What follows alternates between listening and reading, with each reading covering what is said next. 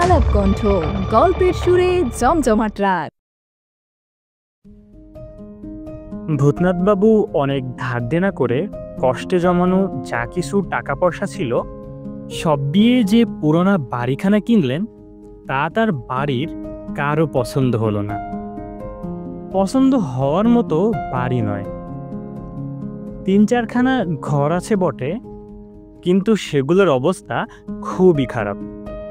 দেওয়ালের শ্যাওলা, অশ্বত্থের চারা গজাচ্ছে, দেওয়ালের চাপড়া বেশিরভাগই খসে পড়েছে, ছাদে বিস্তর ফুটো, মেঝের অবস্থাও ভালো নয়, অজস্র ফাটল। ভূতনাথবাবুর গিন্নি নাক সিটকে বলেই ফেললেন, এ তো মানুষের বাসযোগ্য নয়। ভূতনাথবাবুর 2 ছেলে আর 3 মেয়েও মুখ বেশ ভার। ভূতনাথবাবু সবই বুঝলেন, দুঃখ করে বললেন, আমার সামান্য মাস্টারি চাকরি থেকে যা আয় হয় তাতে তো এটাই আমার জন্য তাজমহল।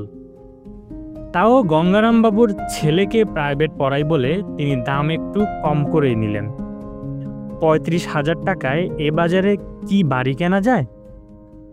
তবে তোমরা যতটা খারাপ ভাবছ ততটা হয়তো নয়। এ বাড়িতে বহুদিন ধরে কেউ বাস করত না বলে অযত্নে এরকম দুরবস্থা। টুকটাক মেরামত করে নিলে খারাপ হবে না।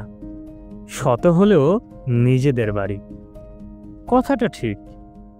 এই মহিগঞ্জের মতো ছোট গঞ্জেও বাড়ি ভাড়া বেশ চড়া। ভূতনাথবাবু যে বাড়িতে ছিলেন, সে বাড়ির বাড়িওয়ালা নিত্যই তাকে তুলে দেওয়ার জন্য নানা ফন্দি ফিকির করত। মরিয়া হয়েই বাড়ি কেনার জন্য উঠে পড়ে লেগেছিলেন তিনি। যাই হোক, বাক্স প্যাঁচা নিয়ে গিন্নি ও 5 ছেলে মেয়ে নিয়ে একদিন ভোরবেলা ভূতনাথবাবু বাড়িটায় ঢুকে পড়লেন। অপছন্দ হলেও বাড়িটা নিজের বলে সকলেরই খুশি খুশি ভাব। সবাই মিলে বাড়িটা ঝাড়পোছ করতে আর ঘর সাজাতে লেগে গেল। ভূতনাথবাবুর ছাত্ররা এসে বাড়ির সামনের বাগানটাও সাফ সুতরো করে দিল। কয়েকদিন আগে ভূতনাথবাবু নিজের হাতে গোলা চুন নিয়ে গোটা বাড়ির চুনকাম করেছেন। তাতেও যে খুব একটা টেকসই হয়েছে তা নয়। তবে বাড়িতে মানুষ থাকলে ধীরে ধীরে বাড়ির একটা লক্ষ্মীশ্রীও এসে যায়। আজ আর রান্নাবান্না হয়নি। সবাই দুধ চিড়ের ফলার খেয়ে ক্লান্ত হয়ে একটু গড়িয়ে নিতে শুয়েছে। এমন সময় একটা লোক এলো। বেটেখাটো, কালো, রোগাটে চেহারা, পরনে হেঁটো ধুতি আর গেঞ্জি, গলায় তুলসীর মালা। ভূতনাথবাবু বারান্দায় মাদুর পেতে শুতে যাচ্ছিলেন। এমন সময় লোকটা এসে হাত জোর করে বলল, পেন নাম হয় বাবু, বাড়িটা কিনলেন বুঝি? হ্যাঁ, তা আপনি কে? আগে আমি হলাম পরাণচন্দ্র দাস, চকবেড়ে থেকে এসেছি। চকবেড়ের কাছেই গোবিন্দপুরে নিবাস। ও, তো কাকে খুঁজছেন? আমাকে আপনি আজ্ঞে করবেন না, নিতান্তই তুচ্ছ লোক। আপনি বিদ্বান মানুষ, পুরনো বাড়ির খোঁজা আমার নেশা। ওহ, তাই নাকি? আজ্ঞে, তা বাবু কিছু পেলেন টেলেন, সোনাদানা বা হিরে জহরত কিছু? ভূতনাথবাবু হেসে ফেললেন। ও, তাই বলো, এই জন্য পুরনো বাড়ি খুঁজে বেড়াও? না হে বাপু, আমার কপাল অত সরেস না, ধুলোবালি ছাড়া আর কিছুই বেরোয়নি। ভালো করে খুঁজলে বেরোতেও পারে। মেঝেগুলো টুকটাক করে দেখবেন, কোথাও কোথাও ফাঁপা বলে মনে হয় না। বাড়িতে গুপ্তধন থাকলে গঙ্গারাম বাবু কি আর টের পেতেন না? তিনি ঝানু বিনয়ী লোক। পরাণতবু হাল না ছেড়ে বলল, তবু একটু খোঁজে দেখবেন, কিছু বলা যায় না। এ তো মনে হচ্ছে 100 বছরের পুরনো বাড়ি। তা হতে পারে। আর একটা কথা বাবু, তেনারা আছেন কিনা বলতে পারেন? কে? কাদের কথা বলছো? ওই আর কি, ওই যে রাম নাম করলে যারা পালায়। ভূতনাথ বাবু ফের হেসে ফেললেন। না বাবু, ভূত প্রেতের সাক্ষাৎ এখনো পাইনি। আমার নাম ভূতনাথ হলেও ভূত প্রেত আমি মানি না। না বাবু, এমন কথা কবেন না। পুরনো বাড়িতে তেরাদের আস্থা নাকি না? আপনি আসাতে তারা কবিত হলেই মুশকিল। তা আর কি করা যাবে বলো? থাকলে থাকতেও পারেন তারা, তারাও থাকবেন, আমিও থাকবো। একটু বসবো বাবু, অনেক দূর থেকে হেঁটে এসেছি। ভূতনাথ বাবু তাড়াতাড়ি বললেন, বসো বসো, দাওয়া পরিষ্কারই আছে। লোকটা সসংকোচে বারান্দার ধারে বসে বলল, তা বাবু, বাড়িটা কত দিয়ে নিলেন? তা বাবু, অনেক টাকাই পড়ে গেল, 35,000 টাকা। ধার কর্জও হয়ে গেল অনেক। ওরে বাস, সে তো অনেক টাকা। গরিবের কাছে অনেক টাকাই বটে, ধার শোধ করতে জিভ বেরিয়ে যাবে। তা তুমি বরং বসো, আমি একটু গড়িয়ে নেই, বড্ড ধকল গেছে। আচ্ছা বাবু, আমি একটু বসে থাকি। ভূতনাথ বাবু একটু চোখ বুজতেই ঘুম চলে এলো। যখন ঘুম ভাঙল তখন সন্ধে হয়। অবাক হয়ে দেখলেন পরাণ দাসও বারান্দার কোণে শুয়ে দিব্যি ঘুমাচ্ছে। ভূতনাথ বাবুর একটু মায়া হলো, লোকটাকে ডেকে তুলে বললেন, তা পরাণ, তুমি এখন কোথাও যাবে? পরাণ একটা হাই তুলে বলল, তাই ভাবছি। ভাবছো মানে? তোমার বাড়ি নেই? আছে, তবে সেখানে কেউ নেই, তাই বাড়ি যেতে ইচ্ছে করে না। যা বুঝলাম, একটু খেয়াল রাখবেন বাবু। পুরনো বাড়ি অনেক সময় ভারী পয়মন্ত হয়। লোকটা উঠতে যাচ্ছিল। ভূতনাথ বাবু বাধা দিয়ে বললেন, আহা, এই সন্ধ্যাবেলায় রওনা হলে বাড়ি যেতে তো তোমার অনেক রাত পুড়িয়ে যাবে বাপু। আজ নতুন বাড়িতে ঢুকলাম, তুমিও অতিথি, থেকে যেতে পারো। 3-4খানা ঘর আছে, বস্তা টস্তা পেতে শুতে পারবে না?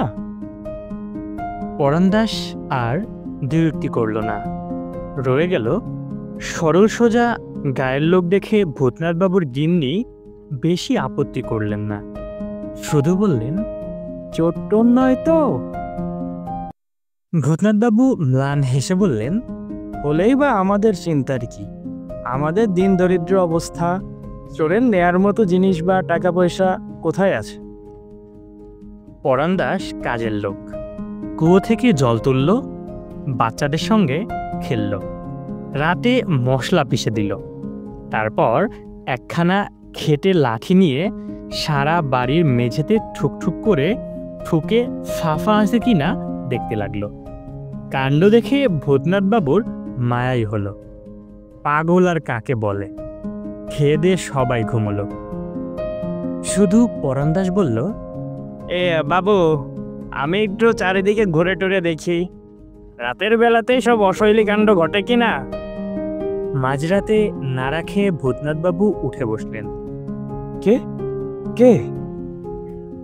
সামনে হারিকেন হাতে পরাণ দাস চাপা গলায় বলল, পেয়েছি বাবু, পেয়েছি। অবাক হয়ে ভূতনাথ বাবু বললেন, কি পেয়েছো? ওই যা খুঁজতে আসা, তবে বুড়ো কর্তা দেখিয়ে না দিলে ও জায়গায় খুঁজে বের করা আমার সাধ্য ছিল না।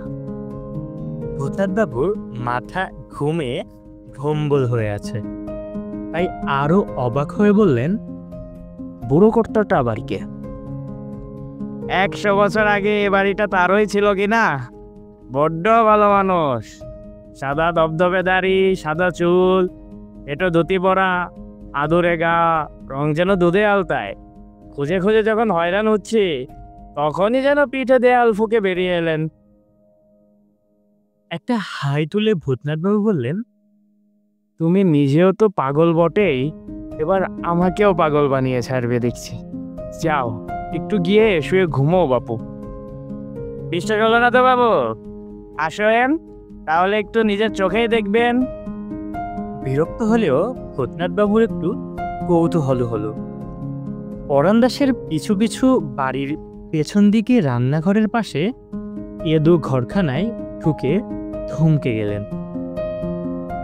মেঝের উপর স্তূপাকার ইট মাটি ছড়িয়ে আছে, তার মাঝখানে একটা গর্ত। এসব কি করেছো হে পরাণ? মেঝেটা যে ভেঙে ফেলেছ। যে আজ্ঞে, এবার গর্তে একটু উঁকি মেরে দেখুন। হারিকেনের ম্লান আলোয় ভূতনাথবাবু গর্তের মধ্যে উকি মেরে দেখলেন একটা কালো মতো কলসি জাতীয় কিছু। আসুন বাবু, নেমে পড়ুন। বড্ড ভারী, দুজনে না হলে টেনে তোলা যাবে না। ভূতনাথবাবুর হাত পা কাঁপতে লাগলো উত্তেজনায়। বললেন, কি কি আছে ওতে? তুললেই দেখতে পাবেন। আসুন বাবু, একটু হাত লাগান। ভূতনাথবাবু নামলেন।